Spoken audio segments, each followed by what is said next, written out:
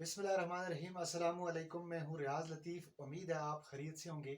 अज़ीज़ तलबा, आज हमारे सबक का मौजू है हिजरत नबी सल्लल्लाहु अलैहि वसल्लम की मशक। गुज़श्ता लेक्चर में हम इस सबक के मुसन्नफ़ और इस सबक के बारे में इब्तदाई मालूमात के साथ साथ अल्फाज मानी भी पढ़ चुके हैं। तो आज देखते हैं इस सबक की मशक। सबसे पहले मुख्तसर सवालात के जवाबात हैं। तो पहला सवाल है, हिजरत नबी सल्लल्लाहु अलैहि वसल्लम से क्या मुराद है? अज़ीज़ तलबा, हिजरत नबी सल्लल्लाहु अलैहि वसल्लम से मुराद है अल्लाह ताला के आखिरी नबी हज़रत मोहम्मद मुस्तफ़ा सल्लल्लाहु अलैहि वसल्लम का अल्लाह ताला के हुक्म से मक्का से मदीना की तरफ हिजरत करना। तो हम यहाँ दर्ज करेंगे इस सवाल का जवाब।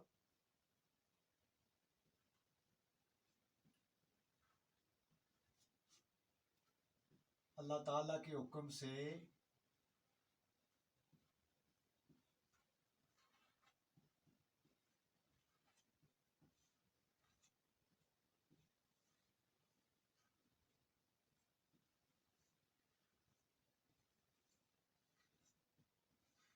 हज़रत मोहम्मद मुस्तफ़ा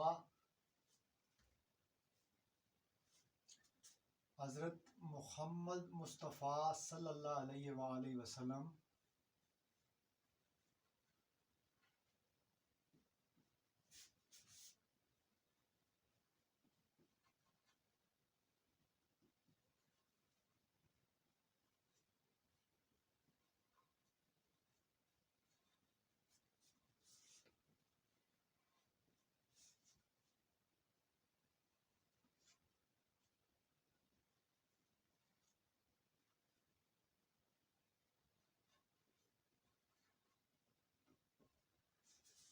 हज़रत मोहम्मद मुस्तफ़ा सल्लल्लाहु अलैहि वसल्लम का मक्का से मदीना की तरफ हिजरत करना।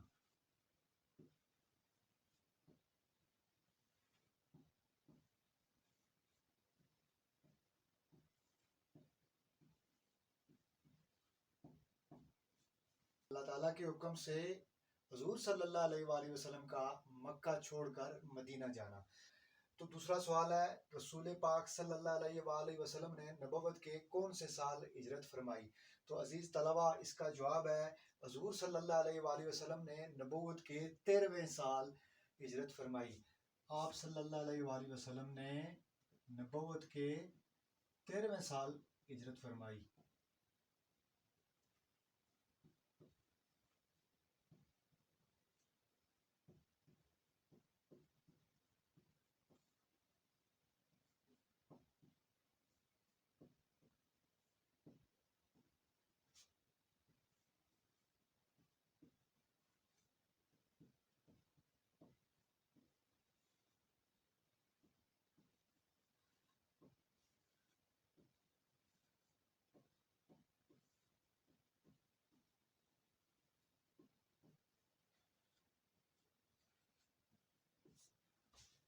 आप सल्लल्लाहु अलैहि वसल्लम ने नबुव्वत के 13वें साल हिजरत फरमाई। उससे अगला सवाल है, हज़रत अमीर रज़ी अल्लाह ताला अन्हो से कौन सी शख्सियत मुराद है? तो हज़रत अमीर रज़ी अल्लाह ताला अन्हो से मुराद हैं हज़रत अली रज़ी अल्लाह ताला अन्हो। तो हम इसका जवाब लिखेंगे, हज़रत अली रज़ी अल्लाह ताला अन्हो।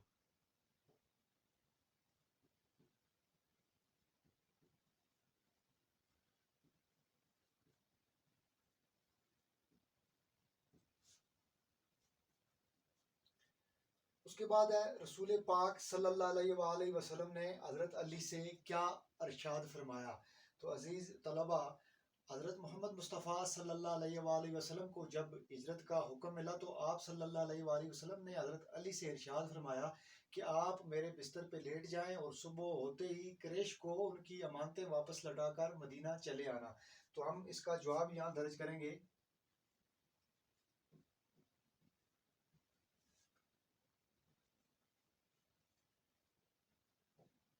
हुजूर सल्लल्लाहु अलैहि वसल्लम ने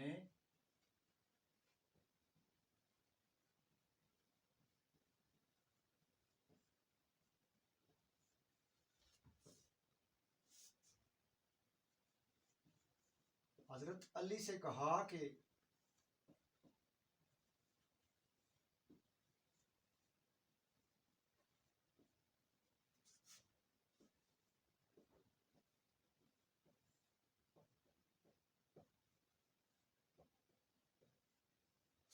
آپ میرے بستر پر لیٹ جاؤ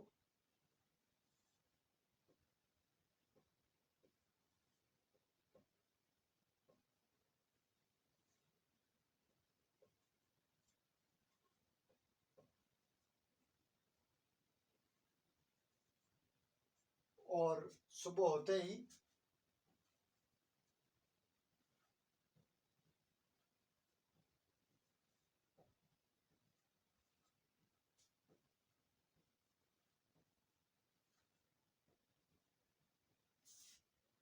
امانتیں جو ہیں وہ قریش کو لٹا کر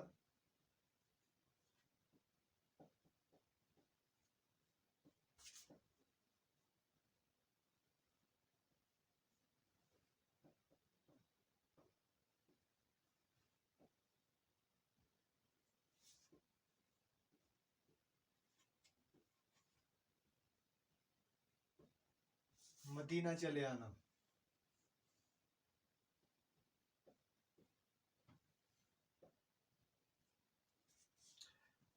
رسول پاک نے حضرت علی رضی اللہ تعالیٰ عنہ سے کیا کہا کہ آپ میرے بستر پر لیٹ جاؤ اور صبح ہوتے ہی یہاں جو میرے پاس قریش کی امانتیں ہیں وہ واپس لٹا کے مدینہ چلے آنا۔ اگلا سوال ہے حضرت اسما رضی اللہ تعالیٰ عنہا کون تھی؟ تو حضرت اسما رضی اللہ تعالیٰ عنہا حضرت ابوبکر صدیق کی بیٹی تھی۔ تو اس کا جواب ہم لکھیں گے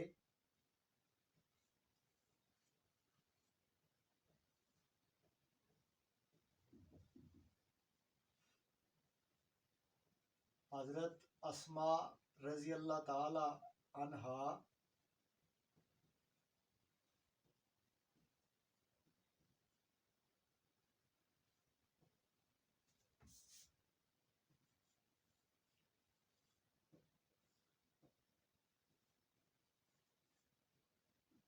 حضرت ابوبکر صدیق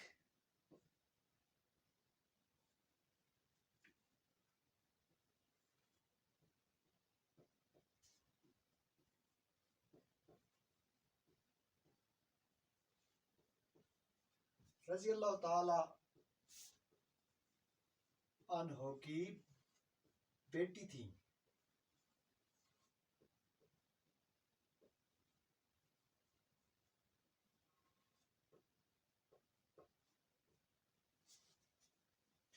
اس کے بعد ہے قریش نے آپ صلی اللہ علیہ وآلہ وسلم اور حضرت ابوبکر صدیق رضی اللہ تعالیٰ عنہ کو پکڑنے کے لیے کیا انعام مقرر کیا تھا؟ تو عزیز طلبہ، قریش نے حضرت ابوبکر صدیق اور حضرت محمد صلی اللہ علیہ وآلہ وسلم کو پکڑنے کے لیے ایک قتل کی جو دیت ہوتی ہے اس کے برابر انعام مقرر کیا تھا۔ اس کا مطلب یہ تھا کہ 100 اونٹ، کیونکہ اس وقت قتل کی دیت جو 100 اونٹ ہوا کرتی تھی۔ تو قریش نے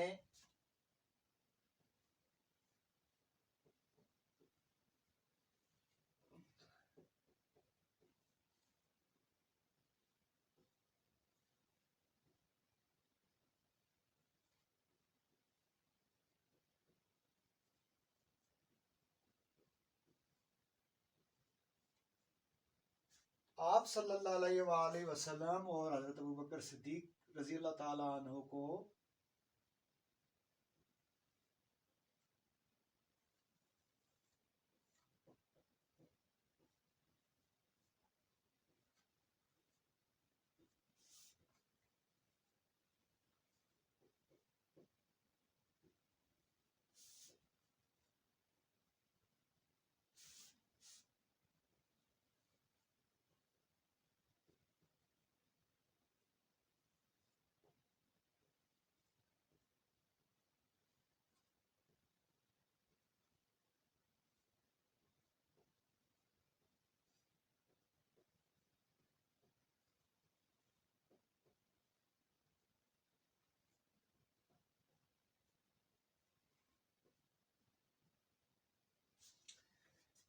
قریش نے آپ صلی اللہ علیہ وآلہ وسلم اور حضرت ابوبکر صدیق رضی اللہ تعالیٰ عنہ کو پکڑنے کے لیے 100 اونٹ انعام مقرر کیا۔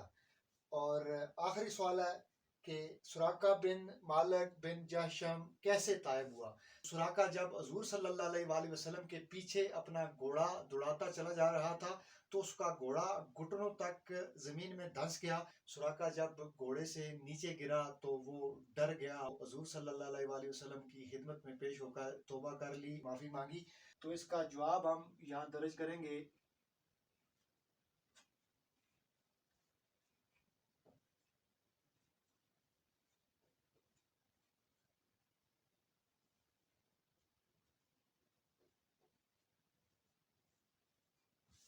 حضور صلی اللہ علیہ وآلہ وسلم کا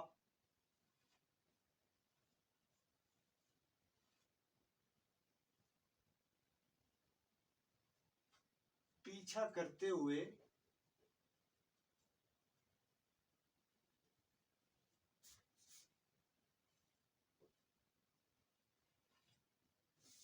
سراقہ کے گھوڑے کے اگلے پاؤں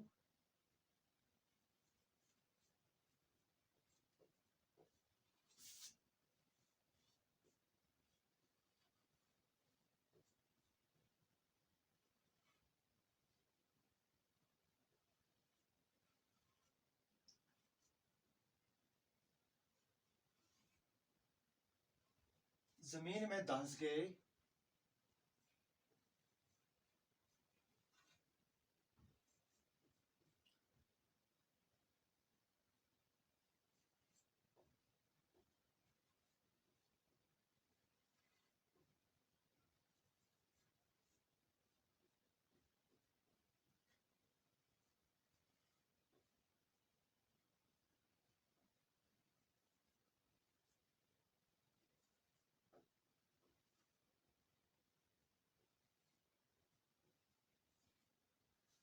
تو گھبرا گیا اور توبہ کر لی۔ سراقہ بن جاشم کیسے طائب ہوا؟ حضور صلی اللہ علیہ وآلہ وسلم کا پیچھا کرتے ہوئے سراقہ بن مالک کے گھوڑے کے اگلے پاؤں زمین میں دھنس گئے، وہ گھوڑے سے نیچے گر گیا اور اتنا گھبرا گیا کہ حضور صلی اللہ علیہ وآلہ وسلم کے قدموں میں حاضر ہو کے اس نے معافی مانگ لی اور توبہ کر لی۔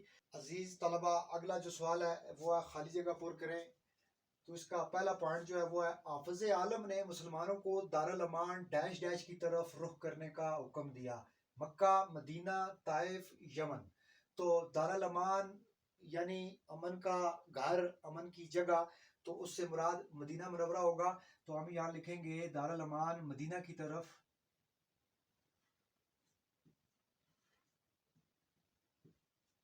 رخ کرنے کا حکم دیا۔ دوسرے نمبر پہ ہے، نبوت کا ڈیش ڈیش سال شروع ہوا اور اکثر صحابہ کرام رضی اللہ تعالی عنہم اجمعین مدینہ پہنچ چکے۔ تو وہی الہی کے مطابق آپ صلی اللہ علیہ وآلہ وسلم نے بھی مدینہ کا عزم فرمایا۔ آپشن ہے 10واں، 11واں، 12واں یا 13واں۔ تو نبوت کا 13واں سال شروع ہوا، تو ہم یہاں لکھیں گے نبوت کا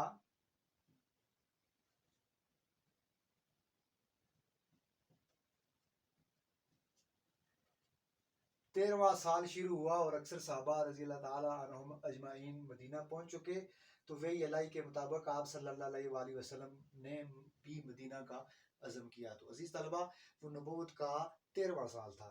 تو اس سے اگلا ہے، اس وقت بھی آپ صلی اللہ علیہ وآلہ وسلم کے پاس بہت سی ڈیش ڈیش جمع تھیں، تلواریں، امانتیں، کھجوریں یا نعتیں۔ تو عزیز طلبہ، یہاں پہ امانتیں لگے گا، تو اس خالی جگہ پہ ہم لکھ دیتے ہیں امانتیں۔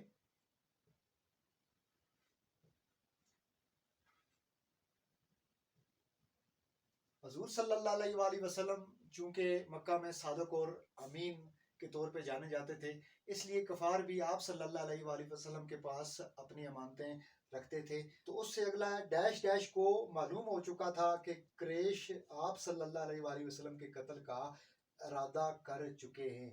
آپشن میں موجود ہے حضرت ابوبکر صدیق رضی اللہ تعالیٰ عنہ، جناب عمر رضی اللہ تعالیٰ عنہ، جناب امیر رضی اللہ تعالیٰ عنہ اور جناب عثمان رضی اللہ تعالیٰ عنہ۔ تو یہاں خالی جگہ میں لگے گا جناب امیر رضی اللہ تعالیٰ عنہ، کیونکہ حضرت علی رضی اللہ تعالیٰ عنہ کو معلوم ہو چکا تھا کہ آپ صلی اللہ علیہ وآلہ وسلم کو نعوذ باللہ قریش جو ہے وہ قتل کرنے کا ارادہ کر چکے ہیں۔ تو یہاں ہم لکھیں گے جناب امیر رضی اللہ تعالیٰ عنہ۔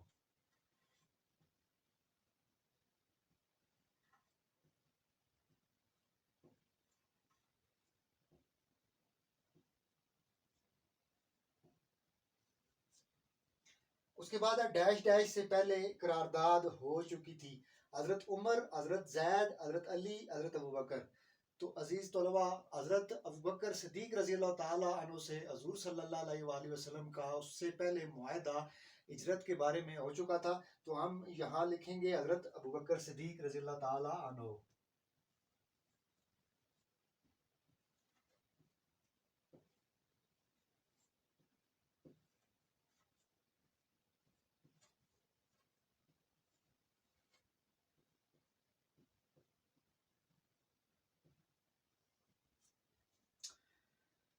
اس کے بعد ہے اس طرح ڈیش ڈیش راتیں غار میں گزری، 3، 4، 5 یا 6۔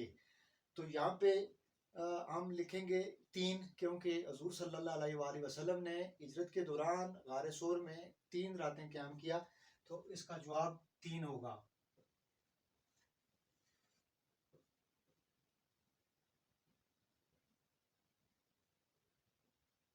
اس کے بعد ہے درست اور غلط کی نشاندہی۔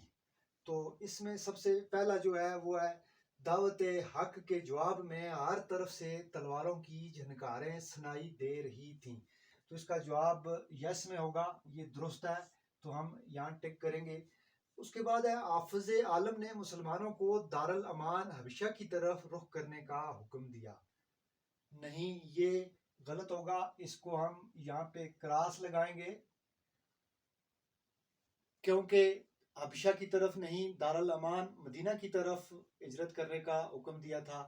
عزیز طلبہ، اسلام میں حبشہ کی طرف ہجرت کرنے کا واقعہ بھی سنہری حروف میں لکھا ہوا ہے۔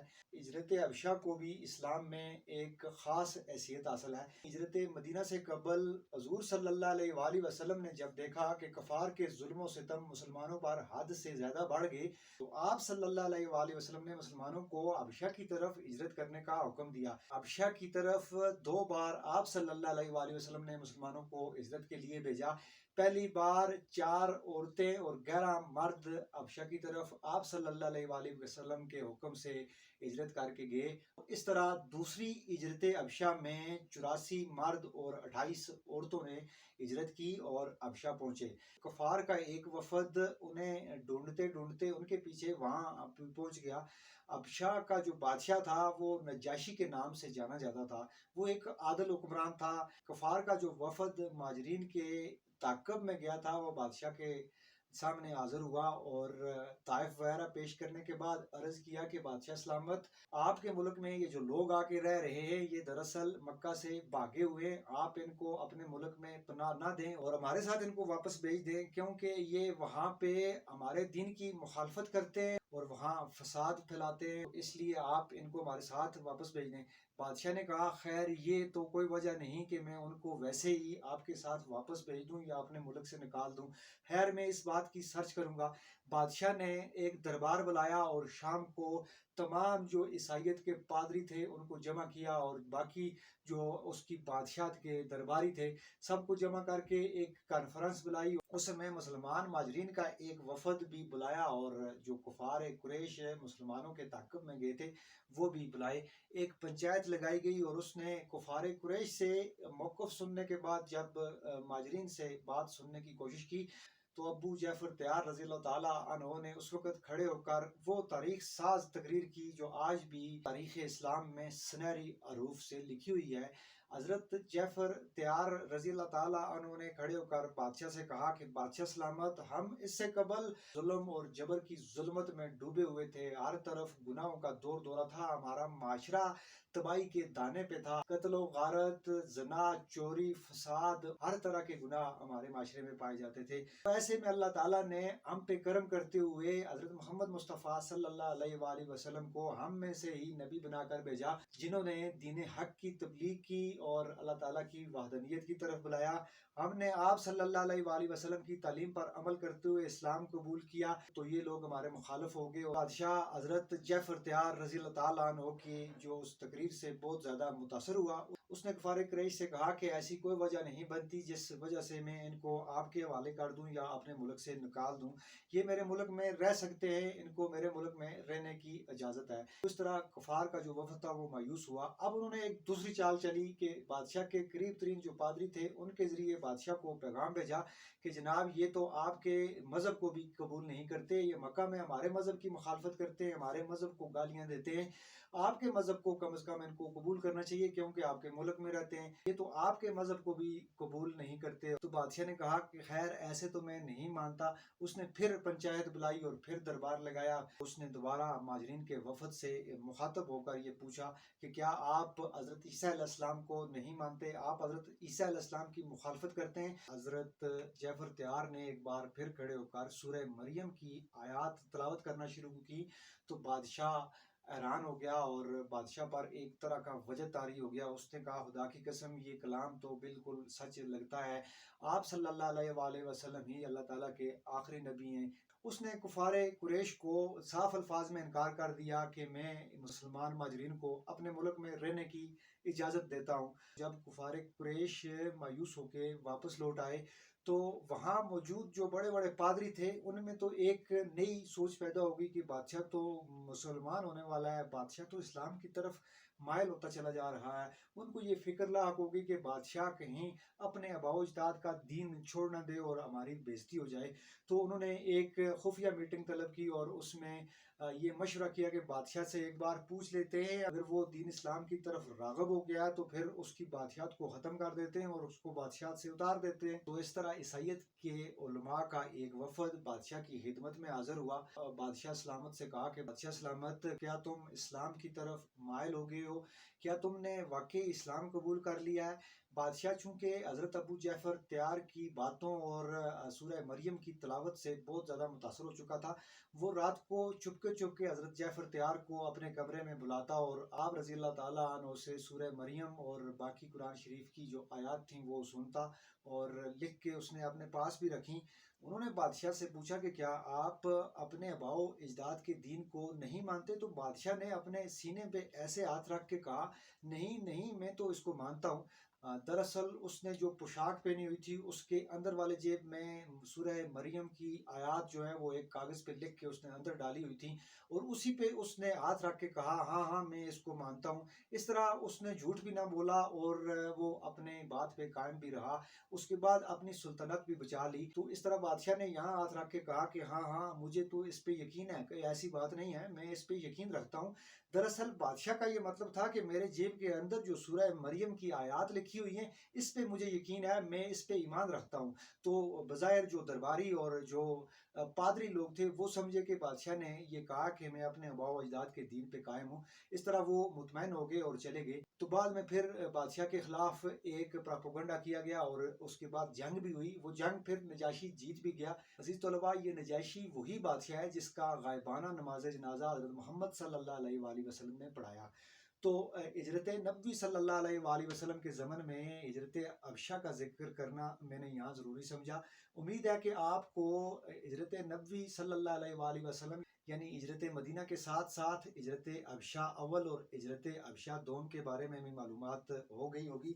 اگلا ہے جی، نبوت کے 13ویں سال اکثر صحابہ کرام مدینہ پہنچ چکے تھے۔ تو یہ بات درست ہے کہ نبوت کے 13ویں سال حضور صلی اللہ علیہ وآلہ وسلم سے قبل آپ صلی اللہ علیہ وآلہ وسلم کے ہی حکم سے اکثر صحابہ کرام جو تھے وہ مدینہ شریف پہنچ چکے تھے۔ تو یہ درست ہوگا، ہم یہاں ٹک کا نشان ڈالیں گے۔ اس کے بعد ہے سب لوگوں نے ایک ہی رائے پیش کی۔ یہ جملہ دراصل قریش کی اس خفیہ میٹنگ کے بارے میں ہے جس میں قریش کے مختلف سرداروں نے آپ صلی اللہ علیہ وآلہ وسلم کے بارے میں مختلف رائے دی تھی۔ تو جس میں ایک نے کہا تھا کہ آپ صلی اللہ علیہ وآلہ وسلم کو ملک سے باہر نکال دیتے ہیں، ایک نے کہا تھا کہ آپ صلی اللہ علیہ وآلہ وسلم کو پابند کر دیتے ہیں۔ ابو جہل کی یہ رائے تھی کہ آپ صلی اللہ علیہ وآلہ وسلم کو نعوذ باللہ قتل کر دیتے ہیں۔ تو ایک نہیں بلکہ مختلف رائے تھیں ان کی۔ تو یہ غلط ہوگا کیونکہ سب لوگوں نے ایک رائے پیش نہیں کی بلکہ اپنی اپنی رائے پیش کی، تو اس کو ہم کراس کر دیتے ہیں۔ اس کے بعد ہے اہل عرب زنانہ مکان کے اندر گھسنا معیوب سمجھتے تھے۔ اس وقت دشمنوں کے بھی کچھ اصول و ضابطے ہوا کرتے تھے، کیونکہ جس گھر میں عورتیں ہوا کرتی تھی اس گھر پہ دشمن بھی حملہ نہیں کرتے تھے۔ تو اس لیے اہل عرب کا یہ اصول تھا کہ جس گھر میں بھی عورتیں ہوتی تھیں وہ عورتوں پر حملہ نہیں کرتے تھے اور اس گھر میں نہیں گھستے تھے۔ تو اس کو ہم ٹک کا نشان کریں گے کہ یہ درست بات ہے۔ اہل عرب زنانہ مکان کے اندر گھسنا جو ہے وہ معیوب سمجھتے تھے، غلط سمجھتے تھے، وہ اپنی شان کے خلاف سمجھتے تھے۔ اس کے بعد ہے فاتح خیبر کے لیے قتل گاہ فرش گل تھا۔ فاتح خیبر یعنی حضرت علی رضی اللہ تعالیٰ عنہ، حضرت علی رضی اللہ تعالیٰ عنہ کو جب حضرت محمد مصطفیٰ صلی اللہ علیہ وآلہ وسلم نے یہ بتایا کہ مجھے تو ہجرت کا حکم ہو چکا ہے، میرے پاس قریش کی کچھ امانتیں ہیں، آپ میرے بستر پہ لیٹ جائیں اور صبح ہوتے ہی یہ امانتیں قریش کو واپس لوٹا کر آپ بھی مدینہ چلے آنا۔ اس وقت گو کہ اتنے خطرے والی بات تھی اور حضور صلی اللہ علیہ وآلہ وسلم کے قتل کا منصوبہ قریش بنا چکے تھے، وہ بہت خطرناک صورتحال تھی، لیکن اس کے باوجود حضرت علی رضی اللہ تعالیٰ عنہ نے اس بستر کو پھولوں کا بستر تصور کر کے خوشی سے اس پہ لیٹ گئے، اور صبح قریش کو امانتیں واپس لوٹانے کے بعد انہوں نے پھر مدینہ شریف کا رخ کیا۔ تو فاتح خیبر کے لیے قتل گاہ فرش گل تھا، تو یہ درست ہوگا، اس کو ہم ٹک کا نشان کریں گے، درست۔ اس کے بعد ہے ابو بکر کا غلام رات گے بکریاں چرا کر لاتا۔ ابو بکر رضی اللہ تعالیٰ عنہ کا غلام رات گے بکریاں چرا کر لاتا، یہ بھی درست ہے۔ اس کے بعد نمبر 8 ہے حضرت عائشہ رضی اللہ تعالی عنہا گھر سے کھانا پکا کر غار میں پہنچا آتی تھیں، تو یہ غلط ہوگا، اس کو ہم کراس کر دیتے ہیں یہاں پہ۔ اور اس کے بعد ہے صبح قریش کی جب آنکھیں کھلیں تو پلنگ پر حضرت صلی اللہ علیہ وآلہ وسلم کے بجائے حضرت امیر رضی اللہ تعالیٰ عنہ تھے، تو یہ درست ہے، اس کو ہم ٹیک کریں گے۔ اس کے بعد ہے نبی کریم صلی اللہ علیہ وآلہ وسلم کی تشریف آوری کی خبر مدینہ میں پہلے پہنچ چکی تھی، یہ بھی درست ہے، کیونکہ آپ صلی اللہ علیہ وآلہ وسلم کی خبر آپ صلی اللہ علیہ وآلہ وسلم کے جانے سے قبل ہی مدینہ میں پہنچ چکی تھی، اسی وجہ سے وہ لوگ روزانہ مدینہ سے باہر آ کے آپ صلی اللہ علیہ وآلہ وسلم کی آمد کا انتظار کرتے تھے۔ آئیے اب چلتے ہیں کالم کی طرف۔ کالم الف ہے، کالم بے ہے، اس کو ہم نے کالم جیم سے ملانا ہے۔ تو سب سے پہلے ہے دارالامان، ہم دیکھیں گے کہ یہاں دارالامان یعنی امن کا گھر، تو اس کا تعلق جو ہے وہ مدینہ سے ہوگا، تو ہم یہاں لکھ دیں گے مدینہ، کیونکہ کالم بے میں مدینہ موجود ہے۔ اس کے بعد دیانت، دیانت کا جو تعلق ہے یہاں پہ ان الفاظ میں جو موجود ہے ان میں سے امانت کے ساتھ لگتا ہے، تو ہم یہاں لکھیں گے امانت، دیانت امانت۔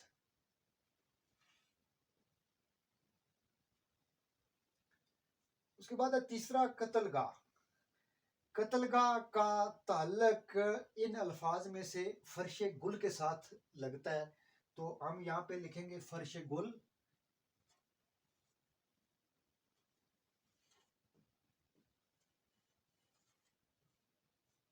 اس کے بعد ہے ہماتن، ہماتن کا جو کنیکشن ہے وہ چشم انتظار سے ہوگا، ہماتن چشم انتظار۔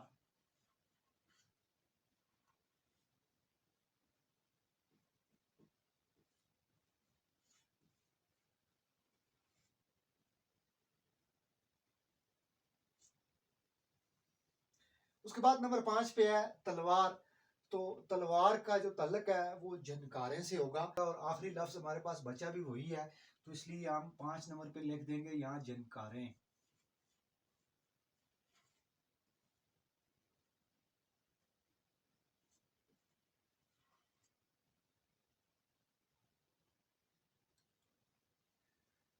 تو اس طرح ہم نے کالم جیم کو مکمل کیا۔ عزیز طلبہ، امید ہے آپ کو اس مشق کی اچھی طرح سمجھ آئی ہوگی۔ اس میں ہم نے سب سے پہلے مختصر سوالات کے جوابات دیکھے، اس کے بعد خالی جگہ، اور اس کے بعد درست غلط، اور آخر میں ہم نے کالم الف بے کو جیم کے ساتھ ملایا۔ امید ہے آپ نے اس مشق کے جو چیزیں ہم نے پڑھی ہیں ان کو اچھی طرح ذہن نشین کر لیا ہوگا۔ اس سے قبل لیکچر میں ہم نے اس سبق کے مصنف علامہ شبلی نعمانی رحمۃ اللہ علیہ کا تعارف، اس کے بعد ہجرت نبوی صلی اللہ علیہ وآلہ وسلم کے بارے میں جاننے کے بعد اس سبق میں جو مشکل الفاظ تھے ان کے معنی پڑھے تھے، اور آج ہم نے اس سبق کی مشق پڑھی ہے، اور آنے والے لیکچر میں ہم اس مشق کا بقیہ حصہ مکمل کرنے کی کوشش کرتے ہیں۔ جڑے رہیے اپنے سبق سے، مجھے دیجیے اجازت، اللہ نگہبان۔